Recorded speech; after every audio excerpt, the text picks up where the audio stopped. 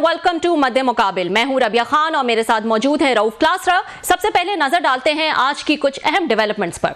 Establishment को बानी PTI के खत से कोई दिलचस्पी नहीं। सिक्योरिटी जराए ने आर्मी चीफ को खत मौसूल होने की तरदीद कर दी। सियासतदानों से ही बात करने का मशवरा दे दिया।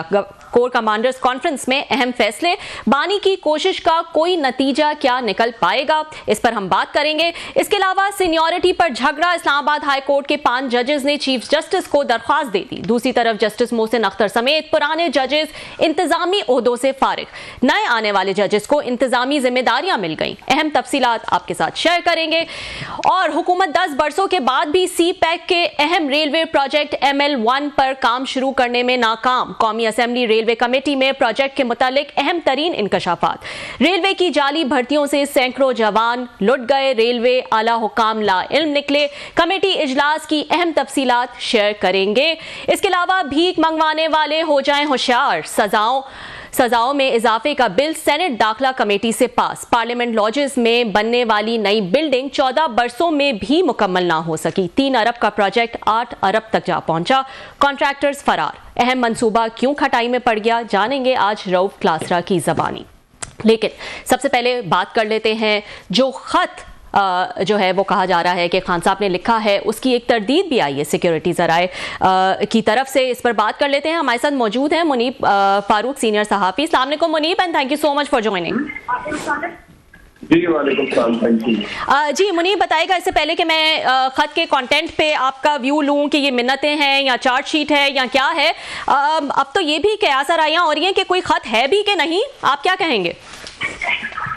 देखिए, खत तो वो है जो एक खुला खत था और वो लिखा है इमरान खान साहब ने। वो खत से ज्यादा चार्जशीट है, लेकिन मैं समझता हूँ कि वो चार्जशीट इसी तरह से ही है कि इमरान खान साहब ने वो तमाम बातें लिखी हैं जो बाय एंड लार्ज उनके अपने दौर में वो पाकिस्तान के एस्टैब्लिशमेंट से करवाते रहे हैं। और सिर्फ फर्क ये है कि 26वीं आईनी तरमीम की जरूरत इसलिए नहीं थी बिकॉज उस वक्त जज साहिबान उस वक्त की अदलिया एस्टैब्लिशमेंट के साथ मिलकर साथ सारा कुछ कर रही थी। अब फर्क ये है कि अब हालात मुख्तलिफ है, लिहाजा वो एक चार्जशीट है, लेकिन बहुत से लोगों से उस तरह भी ले रहे हैं कि एंगेजमेंट की एक तरीका कार है जो शायद इमरान खान साहब ने निकाला है, लेकिन ये काउंटर प्रोडक्टिव है, इसका फायदा तो कुछ नहीं है। लेकिन आप ये बात ध्यान में रखिए, एटलीस्ट ये कॉन्ट्रडिक्शन को जाहिर करता है। एक जानिब गंडापुर साहब कहते हैं कि 99% हमारा काम हो चुका है इमरान खान साहब की रिहाई के हवाले से, तो अगर 99% किसी का काम हो गया हो तो वो क्यों चाहेगा कि इस तरह के खत से या इस तरह के ट्वीट से माहौल खराब हो, हालात खराब हो। तो मैं यही पूछना चाहूंगी, आपने मेंशन किया कि ये एक एंगेजमेंट का तरीका कार हो सकता है, लेकिन ये जो है वो बैकफायर कर गया है। अभी चंद दिनों पहले ही हमने देखा था कि एक मीटिंग हुई थी बैरिस्टर गौहर और अली अमीन की, उस पर बहुत खुश नजर आई पीटीआई। इमरान खान साहब ने भी कहा कि बहुत खुशाइन मीटिंग है, लेकिन फिर उसका रिस्पॉन्स आया, उन्होंने कहा कि हमारी कोई ऐसी सियासी बात नहीं हुई, ये सिर्फ सिक्योरिटी मीटिंग थी। फिर हम देखते हैं कि कोई ऑफर जो है उनकी मुज़ाकरात में जो है उनकी कोई डिमांड जो है वो मानी नहीं जाती। फिर 190 मिलियन पाउंड केस का फैसला भी वही आता है जो कि एक्सपेक्टेड था। तो पॉलिसी शिफ्ट तो वाज़ेह था कि किसी किस्म का पॉलिसी शिफ्ट नहीं है। तो इमरान खान साहब के मैं जानना चाहूंगी कि क्या थॉट प्रोसेस है। जाहिर है बेहतर जवाब तो वही दे सकते हैं, लेकिन आपका क्या अंदाजा है, क्या थॉट प्रोसेस था फिर इस खत के पीछे? देखिए, मेरे ख्याल में इमरान खान साहब की लेवल पर काफी फ्रस्ट्रेशन है और उनके जो एक बड़ी मेजर कॉन्ट्रडिक्शन नजर आती है। सबसे बड़ा इसलिए है कि उनसे किसी ने बातचीत नहीं की इतने अरसे में, और जिस तरह हालात डेवलप होते रहे हैं कोई पॉलिसी शिफ्ट भी एस्टैब्लिशमेंट का नहीं आया। लिहाजा इमरान खान साहब के अंदर एक गुस्सा भी है, फ्रस्ट्रेशन भी है, और हालात के बेहतर ना होने की वजह भी एक यही है। लिहाजा इमरान खान साहब ने वो जिस तरह से, लेकिन उनकी जो अर्ज है, जो उनकी डेस्परेशन है एस्टैब्लिशमेंट से बात करने की, वो भी उसी तरह मौजूद। लिहाजा वो बाय एंड लार्ज हमें भी नजर आता है कि इमरान खान साहब की जब भी कोई एंगेजमेंट होती है किसी की भी एस्टैब्लिशमेंट से, तो वो बहुत ज्यादा एक्साइट होते हैं, खुश होते हैं कि शायद कोई ब्रेक थ्रू हो गया है। लेकिन as we speak today there is no breakthrough, और कोई ऐसी हालत नहीं है, हालात नहीं है जिसमें हमें ये लगे कि मामला मुख्तलिफ हो गए हैं या हालात तब्दील हो गए हैं। तो पॉलिसी शिफ्ट है वो हमें एस्टैब्लिशमेंट का नजर नहीं आता इमरान खान की जाने वाली।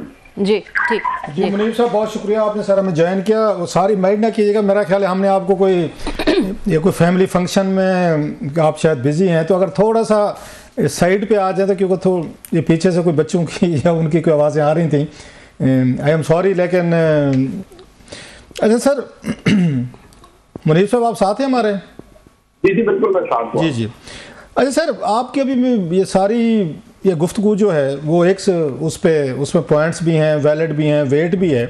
एक चीज़ मुझे समझ नहीं आ रही कि आज ये हुमायूं मेमन साहब हैं, वो ये कह रहे हैं, और भी कुछ पार्टी के बड़े लोगों ने कहा, शायद बैरिस्टर गौहर साहब को भी कोर्ट हो रहा था, वो ये कहते हैं ये जो ख़त लिखना है ये इमरान खान साहब की ज़ाती सोच है, इसका पार्टी से ये कोई तल्लुक़ नहीं है।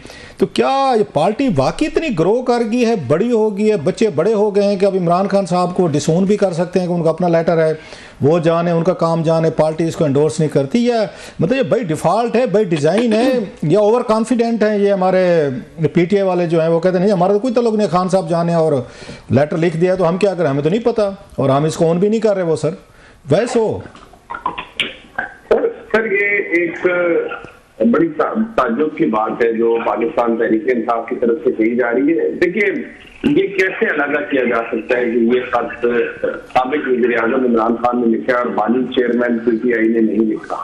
देखिए, ये तो डिस्टेंस करने का एक तरीकाकार है, लेकिन तहरीक-ए-इंसाफ खुद से इससे डिस्टेंस कर नहीं पाएगी। देखिए, एक बात बड़ी क्लियर है कि एस्टैब्लिशमेंट ना ही इमरान खान साहब के साथ कोई सुलह करने के लिए तैयार है, ना ही तहरीक-ए-इंसाफ के साथ से मामला बेहतर करने के लिए इतनी ज्यादा अर्ज है या कोई चीन है। और उसकी वजह आपको नजर भी आती है कि ना हुकूमत के ऊपर कोई दबाव है, जो स्टेटस को था हालात के अंदर वो उसी जगह मौजूद है। तो जो कोई भी तहरीक-ए-इंसाफ का दोस्त ये कह रहा है कि ये इमरान खान साहब की जाती सोच है, इमरान खान साहब के बगैर पीटीआई कुछ भी नहीं। पीटीआई अगर है, उसका वजूद है, तो इमरान खान साहब की वजह से, बेशक वो जेल में भी, तो एक ऐसी जमात जिसका जो सेंटर है या न्यूक्लियस है वो इमरान खान साहब, तो कैसे सर आपके बैकग्राउंड में बहुत सारा शोर आ रहा है, अगर थोड़ा सा कोई साइड पे आ जाते तो आपकी बात ज्यादा क्लियर समझे जाती। मेरा अगर मुझे आप दो मिनट तक कॉल कर ले, मैं किसी साइड पर। जी जी please, we will do that, ताकि थोड़ी सी बात आपकी क्लियर है। सॉरी कि आपको हमने फैमिली फंक्शन के दौरान हमने वो किया है सर, कैच किया है। हम वापस कॉल करते हैं मुनीब साहब को, आई थिंक वो कहीं पे मौजूद थे तो बैकग्राउंड नॉइज आ रहा था। मुनीब साहब ने भी कहा कि ये जो है डेस्परेशन भी दिखाता है खान साहब की, और कुछ कॉन्ट्रडिक्शंस भी दिखाता है ये खत जो है। अच्छा, मेरी थोड़ी सी हट के जरा बुरा है कि मैं इसको, अब खान साहब इतने बहुत सारे लोग जो है उनको भोला समझते हैं, और ये इमेज बनाया भी गया था 2018 से पहले का खान साहब बड़े सादा हैं, बड़े भोले से हैं, सियासत नहीं आती, इन्हें कुछ पता नहीं। और बड़े बड़े लोग यहाँ जुगादरी चल पड़े थे पोर्ट लाए कि खान साहब को हम समझदार करेंगे, सिखाएंगे, बताएंगे सियासत कैसे करनी है। अच्छा, खान साहब भी भोले बन के ऐसे एक्ट करते थे, हाँ मुझे वाकई कुछ नहीं पता, और उनके इतने सारे वहाँ पोलिटिकल उनके पेट्रनेज बन गए थे, पेट्रन इन चीफ बन गए थे। हर बंदे के पास ये होता था कि खान साहब को मैं गाइड कर रहा हूँ, मैं उसका रूहानी उस्ताद हूँ, तो कोई रूहानी फलाना हूँ, मैं ही उसका मेंटोर हूँ, और उसको तो पता ही नहीं है, बड़ा सादा आदमी है। जब 2008 में खान साहब बने वजीर आजम तो उन्होंने सबको कहा भाई मुझे सब पता है, और उसके बाद इतनी लंबी लंबी उनकी तकरीरें होती हम सुनते थे। यहां तक पहुंचने के लिए सादा आदमी नहीं पहुंच सकता, ये ज़हन में रखें। ये जो कहते हैं ना सादे हैं, भोले हैं, उन्हें कुछ पता नहीं है, और वैसे एक्ट करना, acting, it's all about acting, politics is all about acting. लोगों को जब इतने सारे बड़े मजमे आप पीछे लगा लेते, लाखों करोड़ों लोगों को अपने पीछे लगा लेना, मैं सबकी बात कर रहा हूँ, लीव अलोन खान साहब हूँ, इसके लिए एक्स्ट्राऑर्डिनरी चीज चाहिए आपके अंदर। ये सादगी नहीं चाहिए, सादगी से लोग पीछे नहीं आते, वो फिर जाए उधर, मतलब वो क्या कहते हैं, वो सूफी और लोग होते हैं, मलंग साधु दरवेश और सादा होते होंगे। यहाँ पे जो है ना वो सुल्तानी भी अयारी है, वो क्या है जो इलामा इकबाल साहब का शेर है, तो ये अयारी और सुल्तानी वाले हिसाब हैं। यहाँ पे आपको क्रुक होना है, आपको शार्प होना है, आपको इंटेलिजेंट होना है, आपको टाइमिंग का पता आना चाहिए, लोगों को इस्तेमाल करना आना चाहिए।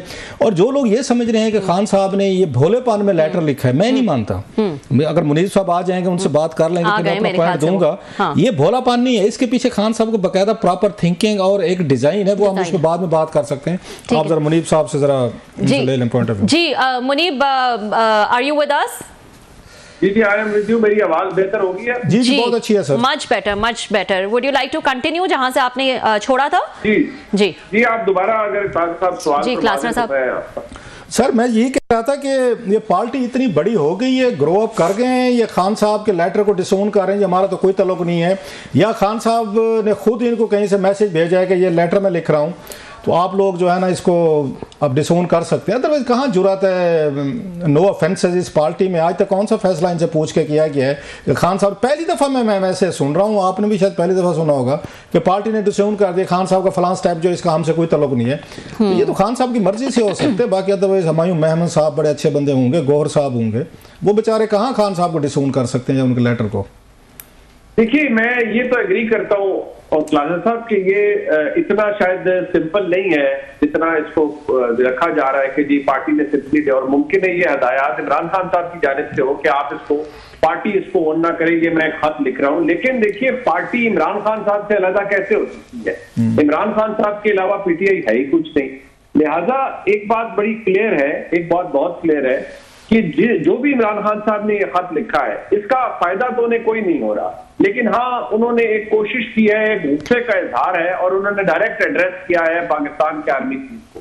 दूसरी तशरीह ये हो सकती है कि वो शायद बात करना चाह रहे हैं या एंगेजमेंट करना चाह रहे हैं फौज के साथ, लेकिन ये उसे करने का तरीका नहीं है। हाँ, ये बात मैं जरूर कह सकता हूं कि इमरान खान साहब ने बेशुमार कोशिशें की हैं, पैगामात भिजवाए हैं आर्मी चीफ को कि मैं बात करना चाहता हूं, एंगेज करना चाहता हूं, और अब तो उस झूठ का भी भांडा फूट चुका है जो फैलाया गया। मैं अब माजरत के साथ कहूंगा, चंद पाकिस्तान के बड़े सहाफियों ने कहा कि वो इमरान खान साहब को एस्टेब्लिशमेंट ने ऑफर की है कि आप बनी गाला शिफ्ट हो जाए, जबकि कल खुद गंडापुर साहब ने नदीम मलिक साहब के इंटरव्यू में कहा कि ये सजेशन मेरा था और इसके ऊपर मैंने कोशिश की लेकिन बात थ्रू नहीं हो सकी। फिर उन्होंने कहा हमारे 80% मामला तय हो गए, फिर उन्होंने कहा 99% हो गए। मैं चीजों को ब्लैक एंड व्हाइट में ला रहा हूं, लेकिन मसला ये है साहब, अगर वो ब्लैक एंड व्हाइट में ला रहे हैं तो फिर इमरान खान साहब का ये खत क्यों लिखा गया है? अगर हालात इतने ही अच्छे हो रहे हैं तहरीक इंसाफ के लिए तो फिर हालात तब्दील हो जाने चाहिए थे, फिर इमरान खान साहब को कुछ जरूरत नहीं है खत लिखने की। मसला ये है कि जिस चीज की तरफ मैं हमेशा इशारा करता रहा हूं वो है कि एस्टेब्लिशमेंट की या फौज के सरबराह की सोच इमरान खान साहब के हवाले से, वो मुझे पिछले 2-2.5 साल में 1 इंच भी तब्दील होती हुई पोजीशन नजर नहीं आई। मैं खुद हैरान हूं, बल्कि समझने से कासिर हूं कि इतनी ज्यादा एक्सट्रीम पोजीशन क्यों है। लेकिन अगर हम इसको केयरफुली एनालाइज करें तो शायद बहुत कुछ ऐसा हुआ है और इमरान खान साहब शायद वो हदूद तलाम चुके हैं जहां से शायद उनके लिए वापस आना इतना आसान नहीं है। मुझे अभी भी इमरान खान साहब की रिहाई तो जी मैं मतलब आपकी बातों में जैसे मैंने पहले भी कहा कि ठीक है वेट है, लेकिन खान साहब को मैं इतना सादा नहीं समझता जितना मोस्ट ऑफ द पीपल समझते हैं। वो बाकायदा मतलब समझदार आदमी है, इस वक्त 74 ईयर्स एज है, प्राइम मिनिस्टर रहे हैं, उन्होंने बड़ी एक लंबी स्ट्रगल किया, अब वो सारी चीज़ें समझते हैं, उन्हें सारे रिएक्शंस का भी पता है कैसे होगा। आप एक और चीज़ देखेंगे कि खान साहब जो है थोड़ा सा उन्होंने एक हिस्टोरिकल एक मेरा ख्याल है एक उन्होंने वो काम किया है कि ये पहले वो इन्हीं को वो कहते हैं जना आसिम मुनीर साहब को आजकल उन्होंने ये इनडायरेक्टली कहना शुरू कर दिया जना याया खान 2। आपको मतलब वो कहते हैं अक्सर आते जाते हैं इनको वो टांट करें या वटेवर। साथ में अगर आप ये देखें कल जो उन्होंने पॉइंट्स पेश किए हैं वो 6 पॉइंट उन्होंने पेश किए हैं। 71 में हम देखते हैं कि जना याया खान साहब जो हैं वो पाकिस्तान पे थे और उसी वक्त ये शेख मुजीबुर रहमान साहब ने अपना 6 पॉइंट्स अपने वो चीज़ें भेजी भी थी, पहले भी कर रहे थे उनके दौर में। तो आप समझते हैं कि खान साहब ने ये जो 6 पॉइंट्स लिख के भेजे हैं, पहले उनको जना याया खान 2 कहना, फिर उसके बाद 6 पॉइंट्स लिख के भेजना, तो उनका वो अगेन अगर उसमें कोई खान साहब चेजा ले रहे हैं, कोई उनको एम्बेरस करना चाहते हैं, कोई उनको थोड़ा सा वो कट लगाना चाहते हैं कि जनाब मैं तकलीफ में हूँ तो चलो मैं इनको भी कोई तकलीफ दूँ, बाकी अदरवाइज तो खान साहब को बात समझ में आती है कि मेरा ब्रेक थ्रू नहीं हो सकता। तो 6 पॉइंट्स करना, याया खान के हवाले देना, 71 सारी चीज़ें आप इस तनाजुर में भी देख सकते हैं इन चीज़ों को सर कि खान साहब चेजा ले रहे हैं। देखिए ये बात आपकी साहब दुरुस्त है कि इमरान खान साहब इसको उस कॉन्टेक्स्ट में ले सकते हैं और वो जिस तरह से वाकई एड्रेस करते रहे हैं पाकिस्तान के आर्मी चीफ को, वो तो खैर नजर आता है अपनी जगह पर कि वो उन्हें बहुत से टाइटल्स भी देते रहे हैं, कभी जनरल डायर की मिसालें दी, लेकिन हाँ ये 6 पॉइंट्स मैं समझता हूँ कि रेलिवेंट हैं और काफी मुमासलत है उस वक्त के जो 6 पॉइंट्स थे या कम से कम जो इमरान खान साहब दे रहे हैं, और वो शायद इंप्रेशन भी जो आपने कहा यही देना चाह रहे हैं। लेकिन मसला ये है कि मैं सिर्फ उस कॉन्ट्रडिक्शन को हाईलाइट कर रहा हूं जो तहरीक इंसाफ ने खुद क्रिएट किया कि क्या इस सारी सूरत हाल में इमरान खान साहब का इस खत से कोई फायदा होगा? जवाब नहीं में है। क्या वो ये पैगाम दे रहे हैं कि या अपने वोटर सपोर्टर को कि ये ही जिम्मेदार है हर बुराई के, लिहाजा इनको टारगेट करें और आप इनकलाबी बनकर निकले 8 फरवरी को। और इमरान खान साहब एसेंशियली चाहते भी ये हैं कि इनकलाब बर्पा हो जाए और हर कोई ऐसी सूरत हाल पैदा कर दे कि मुल्क में एक तूफान बर्पा हो जाए और नेस्तो नाबूद हो जाए हुकूमत भी और एस्टैब्लिशमेंट भी। लेकिन बात वही है क्लासा साहब, ये चीजें करके क्या इमरान खान साहब ने अपनी या अपनी पार्टी के लिए कोई आसानी पैदा की? ऐसा तो बिल्कुल नहीं है। हालात तो मुझे लगता है इससे मजीद कशीदा हो चुके हैं। लिहाजा हम सिर्फ इसको केयरफुली, इसको मुख्तलिफ तरीके से एनालाइज कर सकते हैं। हम ये भी कह सकते हैं कि इमरान खान साहब ने डेस्परेशन में और गुस्से में लिखा है। दूसरी तशरीह वो है जो आपने किया है कि उन्होंने इसको बड़ा सोच समझ के और 8 फरवरी के एहतजाज को ध्यान में रख के बाकायदा चीजें लेने के लिए सब कुछ किया है। अच्छा सर, ये गंडापुर साहब को जो हटाया गया और जुनैद अकबर साहब को लाया गया, मुझे ये चीज़ थोड़ी सी वो नहीं हो रही। जुनैद अकबर साहब जो अगरचे उन्होंने फायर वर्क करके गंडापुर साहब से 2 हाथ आगे जाने की कोशिश ज़रूर की। एक तो मुझे समझ नहीं आती कि पीटीआई के अच्छे खासे इंतने डिसेंट लोग हैं होते हैं, जो ही को ओहदा मिलता है उसके बाद ऐसी गुफ्तगू करते हैं कि बस मतलब तोपें, गन्ने, F-16, JF, थंडर हर शय एक्टिवेट कर देते। बड़े बड़े लोग हैं। सलमान अकबर राजा साहब वेरी डिसेंट मैन, लेकिन सेक्रेटरी जनरल बने, उसके बाद टोन बदल गई। बैरिस्टर घोर साहब को देख लें, उमर अयूब साहब को देख लें, चलो बाकी छड़े जुनैद अकबर साहब को देख लें, जो कि ओहदा मिलता है उसके बाद इवन मुझे याद है शिबली फराज साहब बड़े वजीर बनने से पहले वो बड़े इंतने डिसेंट पोलाइट थे, बाद में वो गुस्से में आ जाते थे। ये क्या वजह है सर? ओहदा मिलते ही ये फायर वर्क और उसके बाद तबाही बर्बादी से काम तो कोई बात नहीं करता सर। बात ये क्लासा साहब के जब जमात अपने ही बयानिए और अपने ही तर्ज अमल की होस्टेज बन जाए, जब लीडर अपने वर्कर का होस्टेज बन जाए, तो फिर ऐसे ही होता है। जो अभी इमरान खान साहब की जमात का हाल है कि लीडर चाहता है कि मुल्क के अंदर, अगर शायद वो चाहते भी हो कि हालात नॉर्मल हो, लेकिन उनकी जो ब्रिगेड है पूरी वो तो इसी तरह बात करती है कि जी बस उड़ा के रख दो। और इमरान खान साहब का जो सोशल मीडिया ब्रिगेड है वो तो यही समझता है कि बस लोग निकलें, GHQ को भी नेस्तो नाबूद कर दें और हुकूमत के भी नेस्तो नाबूद कर दें और खुद अडियाला का दरवाजा खोल के इमरान खान साहब को बाहर ले आए। जो जुनैद अकबर साहब है वो भी तो उसी सेंटिमेंट को टैप करेंगे ना, तभी तो कोई बाहर निकलेगा। अच्छा, और ये बताइए, जुनैद अकबर साहब की बात हो रही है मुनीब, एक तरफ हुकूमत ने उनको PAC पब्लिक अकाउंट्स कमेटी का चेयरमैन बना दे। Public accounts committee is huge thing parliament की, मैं तो 24 साल से कवर कर रहा हूं, मुझे पता है one of the most powerful committees. ये हुकूमत कैसे राजी होगी कि जनाब जुनैद अकबर साहब को बना देते हैं? उधर से इमरान खान साहब ने उसी दिन उनको नए सदर बना दिया और साथ में जुनैद अकबर साहब ने फायर वर्क शुरू कर दिया। क्या ऐसा बंदा जो किसी पार्टी का एक सूबाई सदर है, ओहदेदार है बहुत बड़ा, वो वहां पे लीड कर रहे हैं, जलसे जुलूस मार धाड़ और अच्छी खासी थ्रेट्स भी दे रहे हैं, वो पब्लिक अकाउंट्स कमेटी कैसे चलाएंगे? एक तरफ वो जलसा जुलूस लेकर आ रहे हैं, लड़ाई झगड़े सुन रहे हैं, दूसरी तरफ पब्लिक अकाउंट्स कमेटी को चला रहे हैं। ये किस तरह, ये क्या अंडरस्टैंडिंग हुई है सर? हुकूमत के जहन में क्या था और पब्लिक अकाउंट्स कमेटी फिर कैसे चल सकती है? जो सूरत गंडापुर साहब की तरह निकली, साहब वो एक सूबे के चीफ एग्जीक्यूटिव हैं और इस्लामाबाद पर चढ़ाई करने आ रहे हैं, तो हमने तो वो भी हालात देखे हैं और इस हुकूमत से भी देखे हैं। तो अगर जुनैद अकबर साहब एक पार्टी के सूबाई सदर होकर पब्लिक अकाउंट्स कमेटी के चेयरमैन होकर अगर इस्लामाबाद चढ़ाई के लिए आते हैं, तो वो भी एक न्यू नॉर्मल के तौर पर लिया जाएगा। लेकिन जो रिस्पॉन्स है वो बाय एंड लार्ज वही होगा जो पहले हुकूमत ने या इस निजाम ने अपने हाथ सीधे किए हुए हैं। मेरे ख्याल में कोई रुकावट भी नहीं है, ना कोई चेक है। जुडिशरी के अंदर इनग्रेस बेशुमार बढ़ चुकी है एग्जीक्यूटिव की। अच्छा, जुडिशरी की बात की है तो जरा जुडिशरी पे जरा बताते जाएं, क्योंकि आप ये बैरिस्टर भी हैं, लॉ समझते हैं, कानून समझते हैं। ये क्या यहाँ पे क्राइसिस चल रहा है और इसको आप कैसे देखते हैं? जो इस्लामाबाद में हमने देखा बाहर से जजेस लाए गए हैं, उसके बाद एक रिवोल्ट है और वो सीनियरिटी के मसले शुरू हो गए हैं कि कौन चीफ बनेगा कौन नहीं बनेगा, आप इसको कैसे देखते हैं? ये जो सारा कुछ हुआ है ये तो एक बुनियादी वजह है। मैं अब आपको बता सकता हूँ कि 2 के करीब जज साहबान ऐसे हैं जिन्होंने शायद अपने इस्तीफे लिखे हुए हैं इस्लामाबाद हाई कोर्ट में। अच्छा। और एक जज हैं जो कह रहे हैं कि नहीं, मुझे यहाँ से निकाल दें, मैंने इस्लामाबाद हाई कोर्ट का जज नहीं रहना, मुझे कहीं और में। और जो एक मोहसिन अख्तर कियानी साहब है, उनके हवाले से पूरी तैयारी है कि जो उनका मामला सुप्रीम जुडिशल काउंसिल में एक्टिवली परस्यू किया जाए। उसमें कामयाबी होती है नहीं होती है क्या? नहीं, उसमें क्या सुप्रीम जुडिशल काउंसिल में, ये सॉरी मैं बात काट रहा हूँ, कोई सुप्रीम जुडिशल काउंसिल में जब मामला जाते हैं तो वो मतलब है उनका क्या करना है उन्होंने वहां पे सर? देखिए, बताया ये जाता है कि उनके खिलाफ बहुत सा मवाद है जी और बड़ा क्लियर कट है। इस तरह की बातें हमने पहले भी सुन रखी हैं काजम साहब। वो एविडेंस क्रेडिबल है नहीं है इसका बारे में तो कुछ नहीं कहा जा सकता। हाँ, ये बात मैं जरूर कहूंगा कि ये इस निजाम को मंजूर नहीं था कि मोहसिन अख्तर कियानी साहब इस्लामाबाद हाईकोर्ट के चीफ जस्टिस बने, इसलिए आमिर फारूक साहब की एलिवेशन जब होगी तो अब सरफराज डोगर साहब भी चीफ जस्टिस इस्लामाबाद हाईकोर्ट होंगे।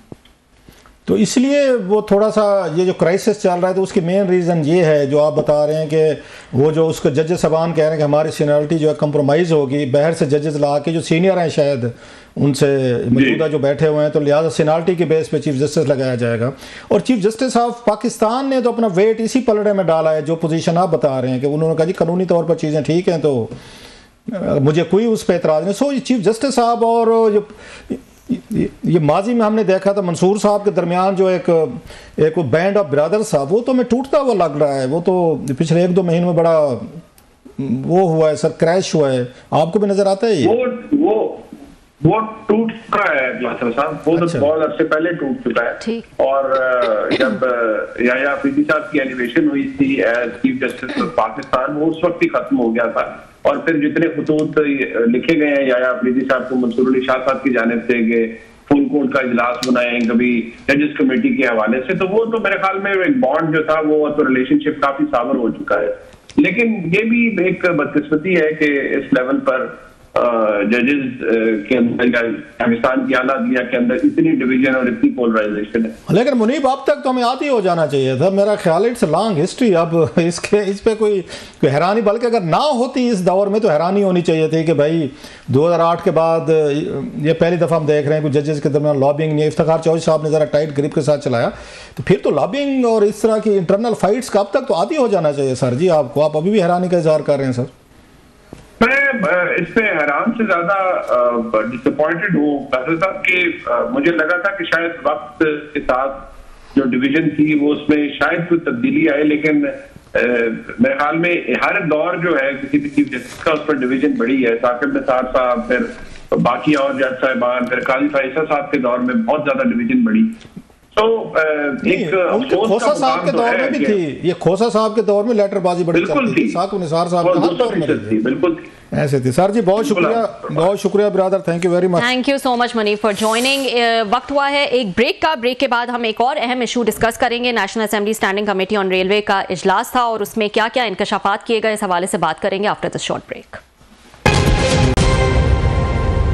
वेलकम बैक नाजरीन। हम इस वक्त डिस्कस करेंगे एक स्टैंडिंग कमेटी ऑन रेलवेज का जो है वो इजलास हुआ और उसमें कुछ अहम चीज़ें जो हैं वो डिस्कस की गई, जैसे कि सीपैक का ML1 प्रोजेक्ट जो है वो डिस्कस किया गया, जो कि इतने अरसे से स्टॉल्ड है और शुरू नहीं हो पाया है। हमारे साथ मौजूद है MNA सादिक अली मेमन साहब, मेंबर हैं national assembly standing committee on railways के। इनसे जान लेते हैं कि आज इजलास में क्या हुआ। अस्सलाम वालेकुम Sadiq sahab and thank you so much for joining. जी वालेकुम अस्सलाम, thank you for having me on your show. Sadiq sahab, क्या आज जो है वो इंकशाफात हुए, आज के इजलास में आप मौजूद थे, खासतौर पर ML1 जो कि एक नहायत ही अहम प्रोजेक्ट है सीपैक का, और 2017 में इसका फ्रेमवर्क एग्रीमेंट साइन हुआ था लेकिन अब तक कुछ शुरू नहीं हो सका, उसकी भी तफसीलात बताइएगा। और जाहिर है इतने अरसे में कॉस्ट जो है वो कहाँ से कहाँ पहुंच चुकी होगी, कुछ तफसीलात शेयर कीजिएगा प्लीज। जी, आज के इजलास में ML1 के हवाले से रेलवे की हुकाम की तरफ से ब्रीफिंग दी गई। तो बेसिकली ये प्रोजेक्ट है जो कि उन्होंने हमें बताया कि अबाउट $6.7 बिलियन का है, जिसमें 2 फेज उन्होंने किए हुए। पहला फेज है फ्रॉम कराची टू मुल्तान और the second phase would be from Multan to Peshawar जी। तो पहला फेज उसकी 5 साल की मुद्दत होगी, वो तकरीबन 929 किलोमीटर हैं, अबाउट $3.3 बिलियन हैं। और दूसरा फेज 2 4 साल का है, वो है 797 किलोमीटर और वो भी शायद 3.36 बिलियन की उन्होंने ये बताया था। और उसमें जो उन्होंने डिटेल बताई तो थोड़ा सा उसमें पैकेज 1 और 2 की उन्होंने बात की। फिर उन्होंने बताया कि इसमें there been in touch with the Chinese as far as financing and joint working group में भी बातचीत हुई है, कुछ मीटिंग भी हुई। अगस्त 2024 में चाइनीज एक्सपोर्ट डेलीगेशन ने भी ये सब विजिट किया था, फॉर्मल रिपोर्ट भी थी। तो उसमें उन्होंने अब ये बताया कि वो पैकेज 1 का फेज 1 बल्कि उनको शुरू करना है, जिसमें उन्होंने 2 उसके भी पैकेज बनाए हैं। पहला कराची से हैदराबाद है और उसके बाद फिर दूसरा है हैदराबाद से मेरे ख्याल में नवाबशाह तक। तो अब उसमें जो उन्होंने ये रिपोर्ट्स बताई थी, उसमें जो उनकी मुलाकातें हुई चाइनीज डेलीगेशन से, और ये तो उसमें जो उन्होंने बताया कि पहला फेज जो पैकेज 1 का जो पहला फेज है, फेज 1 का पहला पैकेज कराची और हैदराबाद, उसका टेस्ट फेज जो तो उन्होंने उसकी अप्रूवल या उन्होंने रिकमेंड किया है और ये कहा है कि आप उसको पहले टेस्ट कर लें, पहले वो बन जाए तो उसके बाद फिर आगे की हम फाइनेंसिंग को देखेंगे। लेकिन उसमें कुछ ऐसी चीजें थी जिसके बारे में कुछ रिजर्वेशंस मेरी भी थी, क्योंकि ये बहुत पुराना ML1 का प्रोजेक्ट है and according to the government sources, और मैं समझता हूँ खुद भी एज एन इंजीनियर कि ये एक पाकिस्तान के लिए गेम चेंजर होना चाहिए and been in the pipeline for the last 10 odd years बल्कि ज्यादा। तो लेकिन अभी तक उस पर कोई कॉन्क्रीट हमें डेवलपमेंट नजर नहीं आती। और उसमें जैसे उन्होंने कुछ चीजें जो उसमें उन्होंने रिपोर्ट्स में दी थी कि उन्हें रिक्वेस्ट भेजी गई थी चाइनीज साइड को कि भाई आप अपनी टेक्निकल एक्सपर्ट टीम्स को पाकिस्तान भेजें, लेकिन अनफॉर्चुनेटली वहां से कोई टीम आई नहीं और सिर्फ ऑनलाइन मीटिंग्स हुई। तो वो एक बड़ा मेरे ख्याल में सेटबैक है और यही बात मैंने वहां पे भी की कि या तो आजकल शायद सीपैक पे जो सिक्योरिटी खदशात की वजह से काम बहुत स्लो हो गया है, जिसकी वजह से चाइनीज कोई डेलीगेशन यहाँ पे आ नहीं रही। तो इतने इंपॉर्टेंट प्रोजेक्ट पे अगर कोई चाइनीज की डेलीगेशन आएगी नहीं, बैठ के हम उसकी फॉर्मुलेशन नहीं करेंगे as far as financing is concern, क्योंकि उन्होंने बताया कि they have gone through the design process, everything has been finalized as far as railway is concerned. लेकिन because it's a very strategic project जो उनके framework में भी लिखा ऐसे गया हुआ है, they cannot apply, and it's a bilateral thing. तो उसमें they cannot, the Pakistani side cannot approach a third party for financing, जैसे कोई World Bank, Asian Bank या कोई दूसरा मुल्क। तो उसमें in essence we are bound by this agreement, by this word कि we have to talk to the Chinese, और जब वो आएंगे, जब वो हमें फाइनेंसिंग करेंगे तभी ये चीज आगे बढ़ सकेगी। तो उस चीज पे मुझे खदशात थे, कुछ मैंने सवालात किए, तो मैं उसमें हमारा मेरे ख्याल में यही सबका राय यही थी कि इसमें हुकूमत की, टू बी वेरी ऑनेस्ट, मुझे इतनी ज्यादा संजीदगी भी नजर नहीं आ रही, क्योंकि अगर आप देखें इसको बजट में भी रिफ्लेक्ट तो किया गया है, लेकिन 8 महीने तो 7 महीने तो बजट को भी हो चुके हैं, लेकिन कोई प्रोग्रेस कुछ भी नहीं है। हमें कब कुछ नहीं पता कि कब ये एग्रीमेंट साइन होंगे, कब फाइनेंशियल गारंटीज होंगी, उसके बाद आप जाकर फिर टेंडरिंग प्रोसेस में या फिर जाकर फाइनलाइजेशन ऑफ बिड्स में जाएंगे, फिर कोई हायर होगी कंपनी, फिर वो आकर काम करेगी। तो ये बहुत लंबा प्रोसेस है। तो मुझे नहीं समझ आता, क्योंकि गवर्नमेंट की संजीदगी से ये साबित होता है कि आपने एक मिनिस्टर तक इस रेलवे का इतना इंपॉर्टेंट डिपार्टमेंट है। मैं इसी पे सादिक साहब बात करना चाह रहा था, इसी पे जो आप आ रहे हैं आज, आपने बड़ी, मैं भी मीटिंग में मौजूद था और बड़ी अच्छी प्रोडक्टिव मीटिंग थी, अच्छी ब्रीफिंग्स हुई, सवालात बड़े अच्छे हुए और इसमें, और आपने सबसे ज़्यादा मैं समझता हूँ अच्छी गुफ्तगू स्पेशली ML1 पे की आपने। मुझे याद पड़ता है ML1 जब ये शेख रशीद साहब मिनिस्टर थे रेलवे के, मेरा ख्याल मुशर्रफ साहब दौर में, उस वक्त भी ये चीज़ें मीटिंग्स होती थी। आई यूज़ टू अटेंड दैम। सो ये कोई 10 साल पुराना नहीं है जो आज वो कह रहे थे मीटिंग में, ये अच्छा खासा 20-25 साल पुराना है जो अब तक नहीं हुआ। आपने आज एक बड़ी अहम बात की, एक तो ये वाले साहब ने कहा कि इस वजारत का कोई वजीर ही नहीं है, इतनी बड़ी अहम वजारत है, कोई वजीर ही नहीं है। मेरे लिए बड़ा इट वाज शॉकिंग कि मतलब हुकूमत की संजीदगी जो आपने बात की। दूसरी आपने एक और बात पॉइंट आउट की, वो जिसका वो उन्होंने अगेन जो सेक्रेटरी साहब ने इसको एड्रेस नहीं किया, आपने 2-3 दफ़ा बात की कि चाइनीज़ अपने सिक्योरिटी इनके इश्यूज़ की वजह से अब ये कह रहे हैं कि हम जब पाकिस्तान में नहीं आएंगे, वहीं से बैठ के आपको स्काइप पे गाइड करेंगे कि इस प्रोजेक्ट को कैसे आपने एग्जीक्यूट करना है। ये कैसे होगा सर जी? स्काइप पे कैसे इतना बड़ा प्रोजेक्ट जो बिलियंस ऑफ डॉलर्स का है, या वीडियो कॉल्स पे या ऑनलाइन जैसे बात कर रहे हैं, तो और उन्होंने कोई डिनाई नहीं किया आपकी इस बात को सेक्रेटरी साहब ने? सर वो डिनाई कैसे करते हैं? उन्होंने ब्रीफिंग में लिखा हुआ था, वो प्रेजेंटेड बाय देम, तो वो बड़ी हैरानकुन बात थी।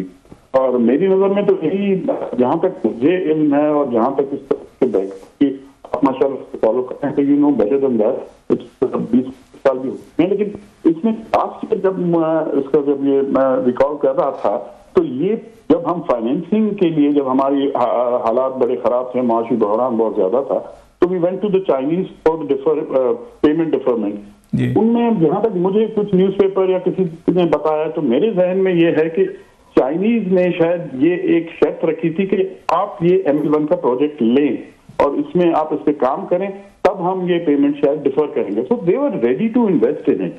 तो एक ये पिछले साल में कुछ ये वाकयात टेररिज्म के इतने ज्यादा हो गए हैं, अल्लाह ताला माफी दे, बहुत ज्यादा उसमें शहादतें भी हुई हैं, तो उसकी वजह से मुझे तो लग यही रहा है शायद वो ना आने की वजह एक सामने समझ में तो यही आती है, और उन्होंने भी इस चीज को डिनाई नहीं किया। और तो हम इतने सुस्त क्यों हैं सादिक साहब, मेमन साहब इतने सुस्त क्यों हैं? जैसे ब्रीफिंग से भी पता चलता है कि इसमें तकरीबन 1700-1800 किलोमीटर के उन्होंने ट्रैक बिछाने और बहुत बड़ी इसमें ट्रेन ऐड होंगी, स्पीड बढ़ जाएगी, सर्विसेज क्वालिटी जो बताया गया it was massive game changer जैसे आप कह रहे हैं। ये पूरे पाकिस्तान के लिए ज़रूरी है, पाकिस्तान के लोगों के लिए ज़रूरी है, हम सब के लिए ज़रूरी है। हुकूमत क्यों इस पर ड्रैग कर? आप बता रहे हैं कि चाइनीज़ इसमें 6.something बिलियन डॉलर इन्वेस्ट करने को तैयार है, 85% मेरा ख्याल है उन्हीं की इन्वेस्टमेंट है, शेयर है, हमने सिर्फ 15% देना है। तो फिर उसके बाद आपको क्या लगता है कि हम क्यों नहीं बनाना चाहते? रेलवे हमारी तबाह हो चुकी है। अब आज बताया गया है कि वो तो उन्होंने फंड ही बंद कर दिए, मेंटेनेंस के फंड भी बंद हो गए हैं कि ये प्रोजेक्ट आ रहे हैं, अभी से बंद हो गए sir. It was huge scandal कि आपने रोक दिया सर इसको, उनको रिपेयर ही नहीं हो रही सर ये मौजूदा ट्रैक्स की।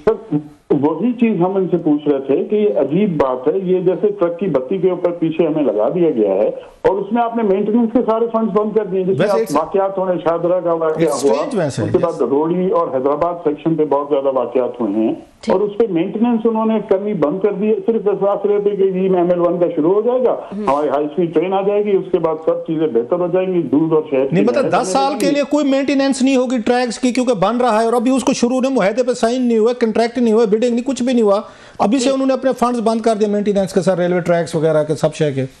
वैसे कैसा मुल्क है सर? यही चीज बड़ी बताई गई थी जिसपे सबने इस पे इतराज किया कमेटी में कि ये कौन सा तरीका है, ये आप इस चक्रों में अपने जो रहा था हमारा इंफ्रास्ट्रक्चर है उसको भी तबाह करेंगे। और बेसिकली देखें होना भी यही चाहिए। मैं खुद सिविल इंजीनियर हूँ जिसमें ट्रांसपोर्टेशन में मेरी एक्सपर्टीज है। हम जो हाईवेज पे अपना जो फ्रेट लेकर जाते हैं।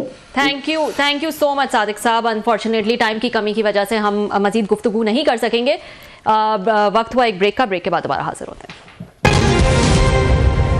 वेलकम बैक नाजरीन। ब्रेक पे जाने से पहले हम बात कर रहे थे सादिक अली मेमन साहब से, जो कि मेंबर हैं national assembly standing committee on railways के, और उन्होंने बड़े हैरान कुन इंकशाफात किए। उनका कहना है कि क्योंकि ये ML1 प्रोजेक्ट जो है, जो कि CPEC का प्रोजेक्ट है, जिसको एक अरसे से ये स्टॉल्ड है और ये शुरू नहीं हो पाया है एक अरसे से, इसकी वजह से इसको बहाना बनाकर जो है जो पुराने ट्रैक्स हैं रेलवे के, उनकी मेंटेनेंस के फंड्स जो हैं वो रोक दिए गए हैं। और हम देख रहे हैं कि ऑलरेडी रेलवे के पाकिस्तान में जो है वो क्या हालात हैं, और आए दिन जो है वो हादसात होते हैं और कई लोग जो है वो अपनी जानें खो बैठते हैं। तो ये बड़ा हैरानकुन है कि एक प्रोजेक्ट जिसका अभी कुछ दूर दूर तक भी आसरा नजर नहीं आ रहा बिकॉज ऑफ फंडिंग, या जो चाइनीज का इंटरेस्ट है इसमें इतना ज्यादा नजर नहीं आ रहा, जो भी वजूहात हैं उसकी वजह से हम देख रहे हैं कि जो पुराने ट्रैक्स हैं उनकी भी मेंटेनेंस रोक दी गई है। आज के लिए इतना ही, कल आपसे फिर मुलाकात होगी। अल्लाह हाफिज।